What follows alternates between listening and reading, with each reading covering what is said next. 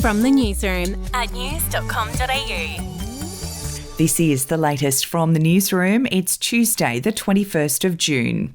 To travel news first, as of today, Qantas will lift in-flight mask requirements for outbound international routes where masks are not required by the government of the destination.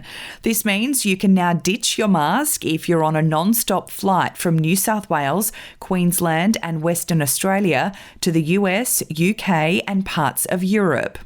To crime, and a 31-year-old Gold Coast man with alleged links to the Comanchero outlaw motorcycle gang has been charged with 128 drug offences. The man had his vehicle intercepted by police in East Brisbane on June 7 about 10 p.m. Officers allegedly found large quantities of methamphetamine with a street value of $70,000 during a search of the vehicle.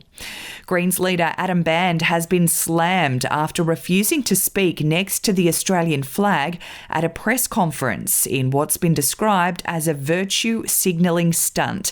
A member of his staff could be seen moving the flag from behind the podium before Mr Band began speaking at Sydney's Commonwealth Parliamentary offices on Monday.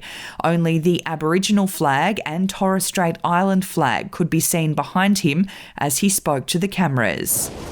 It's time to understand that the history of this country and the symbols that represent the history of this country are very hurtful to the First Nations people of this country. To sport, and former Collingwood coach Nathan Buckley says under-fire Jordan De Goey should take whatever Collingwood offer him as a new contract amid the fallout from his antics in Bali last weekend. As reports surfaced, the Magpies had pulled a 4-year $3.2 million deal for the off-contract star.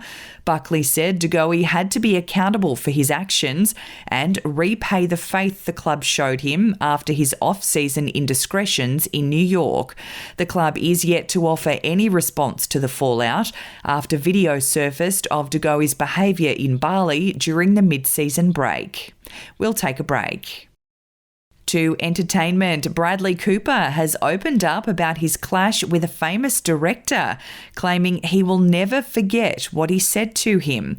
The star explained on the Smart Less podcast that he still doesn't feel like he's respected in Hollywood, telling hosts Jason Bateman, Will Arnett and Sean Hayes that a certain director ridiculed him for having several Academy Award nominations around the time he was doing press for his directorial debut, A Star is Born. But this director guy, I'm standing next to a woman who's a dear friend, who's an actress, and he goes, "How many do you have?"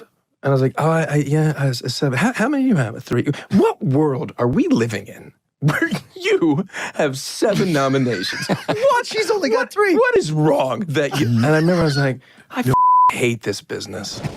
That's the latest from the newsroom. We'll be back with another update soon. Follow or subscribe to From the Newsroom wherever you get your podcasts.